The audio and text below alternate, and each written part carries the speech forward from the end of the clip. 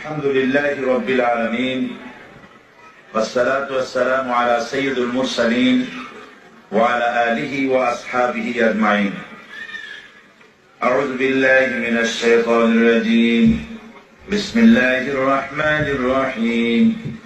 يا أيها الذين آمنوا عليكم أنفسكم لا يضركم من ضل إذا اهتديتم إلى الله مرجعكم جميعا فينبئكم بما كنتم تعملون. صدق الله العظيم. Respected brothers and sisters in Islam, all praises are due to Allah subhanahu wa ta'ala, who is the creator and sustainer of the entire universe.